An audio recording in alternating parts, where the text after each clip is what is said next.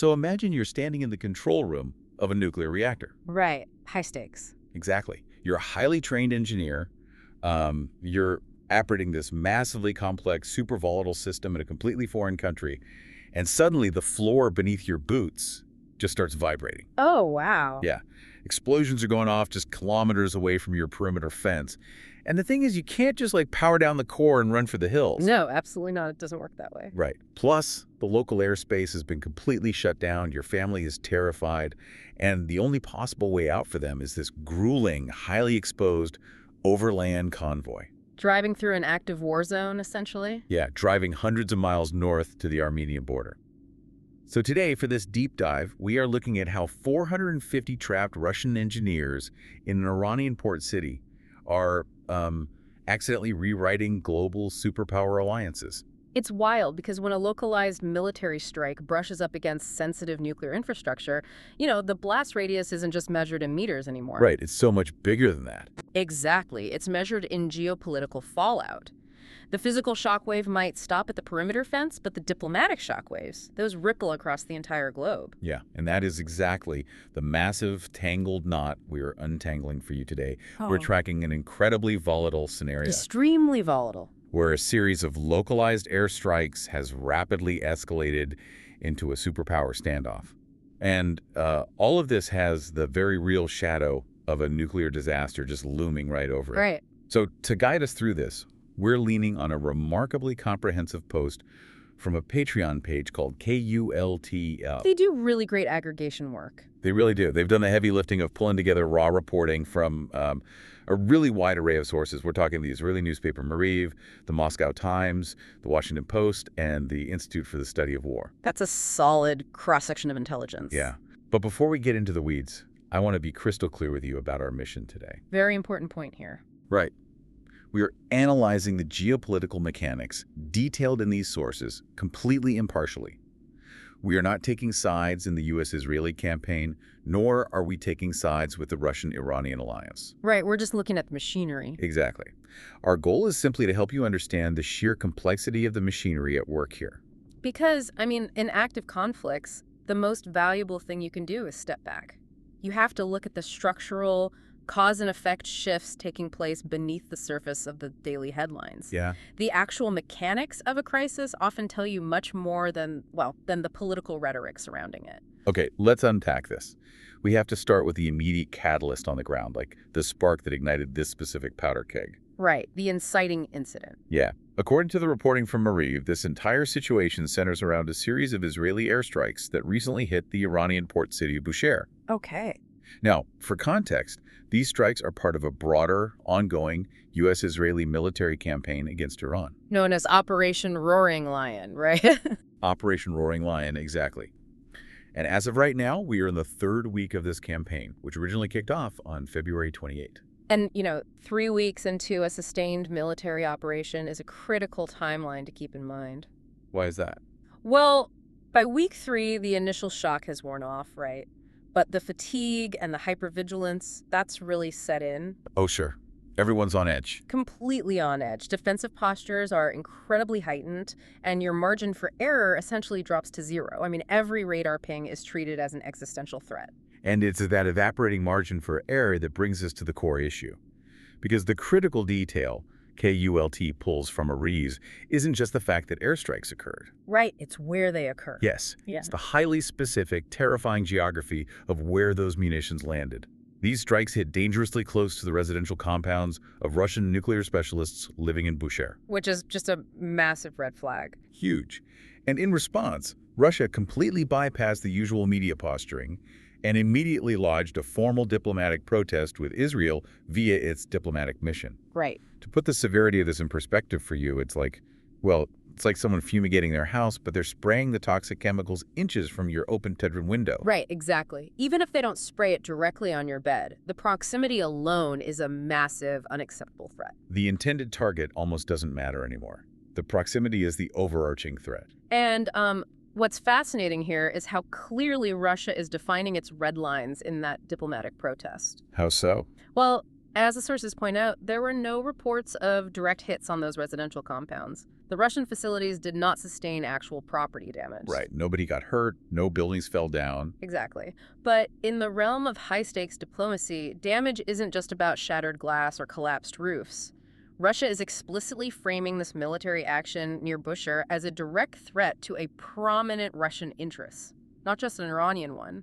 They are translating physical proximity into an unacceptable strategic risk. Exactly. They're essentially saying, like, we don't care if you didn't hit our buildings. The fact that you're dropping munitions close enough to rattle our windows is an attack on our security. Right. It's a profound shift in the context of the strike.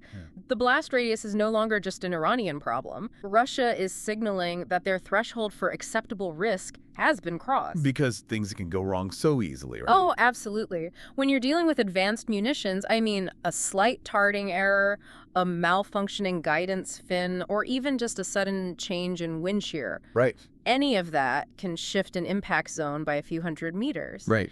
And Russia's making it known that they are not willing to leave the lives of their citizens to the whims of a guidance computer's margin of error. Which naturally leads to the million-dollar question. Right. Why is the Kremlin so fiercely protective of this specific piece of real estate? I mean, why are hundreds of Russian nuclear specialists even living in an Iranian port city in the middle of a hot conflict zone? Well, to understand the Russian presence, you really have to look at the immense physical and historical stakes at the Bushehr facility itself. Okay, lay it out for us. Bushehr isn't just another power plant on the grid. It is Iran's only functioning civilian nuclear facility. And crucially, it was built by Russia. Oh, I see. Yeah, it has been operated by Russian engineers for years. The Russian state nuclear corporation, Rosatom, essentially runs the daily operations. They maintain the entire technological infrastructure. So wait, we are talking about Russian citizens on the payroll of a massive Russian state entity physically operating a nuclear facility inside a foreign country that is currently under active military bombardment. Yes. The security implications of that are just mind-boggling. It is an unprecedented logistical and security nightmare. I mean, Alexei Likachev, the chief of Rosatom, issued a stark public warning in early March. All right, what did he say? He stated quite plainly that explosions could be heard just kilometers away from the plant's perimeter. Kilometers. That is nothing when you're talking about heavy munitions. It's nothing. And when you're managing nuclear infrastructure, hearing the concussive thump of heavy munitions just a few kilometers away is literally an absolute worst-case scenario. I can't even imagine the panic. It instantly triggers a massive panicked logistical response because the integrity of the containment systems becomes an active minute-by-minute question mark. And the KULT details exactly what that logistical response looked like, and honestly, it is harrowing. Yeah, it really is. First, they immediately suspended construction on 2 brand new reactor units at the site. Just tools down, everyone out. Stop everything. Right. Then, Rosatom had to initiate phased evacuations to clear the area of anyone who wasn't strictly necessary for keeping the core stable. They began by removing 94 non-essential staff members and their families. Just to get the most vulnerable people out of the immediate danger zone. Right. And that initial wave of evacuating dependents and administrative staff, that's pretty standard emergency protocol. You want to thin out the population on site as quickly as possible. Sure, that makes sense. But the secondary phase of this evacuation is what truly highlights the severity and really the sheer panic of the situation. Yeah, the secondary phase sounds like a scene out of a thriller movie. Because after the families were secured, Rosatom had to evacuate an additional 150 highly trained technical specialists. Right. But because the conflict had completely closed Iranian airspace to commercial and civilian traffic, they couldn't just charter a flight out of Bushehr. No, the skies were closed. So those 150 nuclear specialists had to flee overland. They were forced to organize a massive convoy and drive all the way north to the Armenian border just to escape the country. It's incredible. Imagine the immense stress of that journey for you. Yeah. You are moving a column of highly valuable foreign technical experts across hundreds of miles of a country that is actively engaged in a military campaign. Yeah, navigating roads that might be used by military supply lines. Exactly. Constantly looking up at the sky, wondering if a drone or a jet might mistake your convoy for a military target. It underscores the absolute chaos of the environment.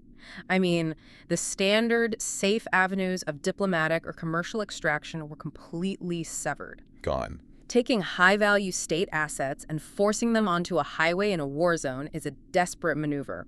It shows that Rosatom calculated the risk of a dangerous, exposed overland drive to Armenia as being significantly lower than the risk of keeping those people anywhere near the Bushehr facility. Okay, but here's where it gets really interesting, and frankly where the math just stops making sense to me. Okay, let's hear it. I'm looking at these numbers from the sources. They had 639 staff members at the beginning of March. They successfully evacuated those 150 technical specialists overland to Armenia, which is an incredible feat. It is. But that means there are still approximately 450 Russian specialists remaining at Bushehr right now. Yes. I don't get it. If Alexei Likachev is publicly warning the world that an attack on this plant could trigger a regional-scale catastrophe comparable to Chernobyl. And he deliberately used the word Chernobyl. Right. If he's saying that, leaving 450 Russian citizens in the target zone seems insane. Why not just hit the kill switch, completely power down the facility, and get every single person out of there? Well, that question cuts to the terrifying reality of nuclear physics. You cannot just flip a switch, turn off the lights, lock the front door, and walk away from a nuclear reactor. Why not?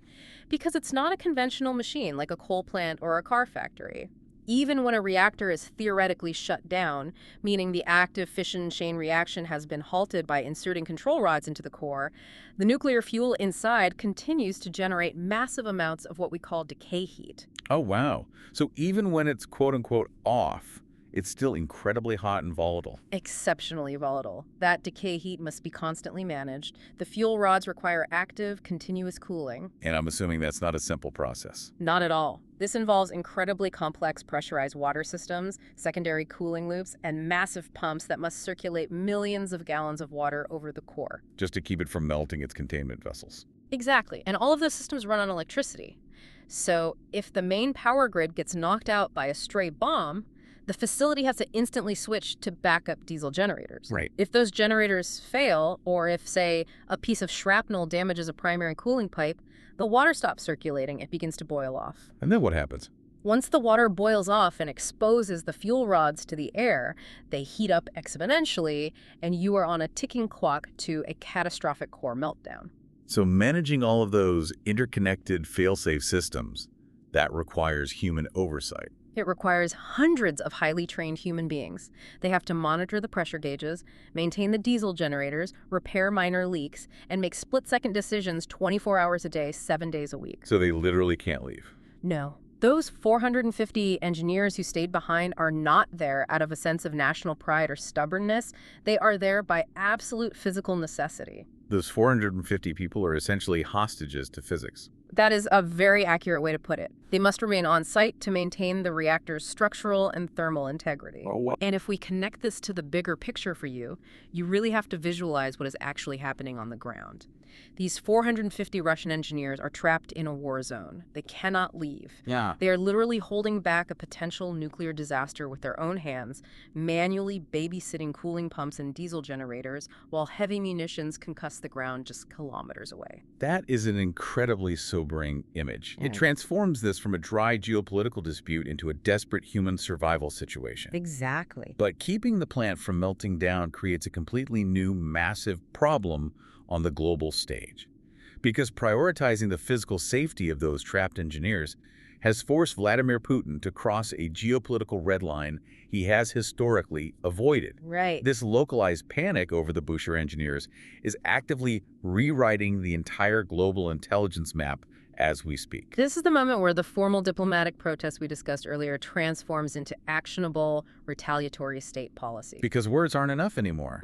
Exactly. When physical security cannot be guaranteed by diplomacy, superpowers pivot to asymmetric deterrence. So to understand how drastically things have shifted in just a few months, the KULT synthesis pulls a really vital thread of geopolitical history here. Yeah, this part is crucial. We have to rewind to June 2025 at the St. Petersburg International Economic Forum. During his address at that major global forum, Russian President Vladimir Putin explicitly stated that he had requested assurances regarding the safety of the Rosatom personnel at Bushehr. Right. And more importantly, he stated he'd received those assurances directly from Israeli Prime Minister Benjamin Netanyahu and U.S. President Donald Trump. And that historical context is crucial because based on those high-level head of state assurances, Putin originally stated that Russia would not evacuate its workers. Right, he thought they were safe. Exactly. He trusted the explicit verbal guarantees provided by the U.S. and Israel that the Bushehr facility and its personnel would be treated as an absolute off-limits zone. So what does this all mean?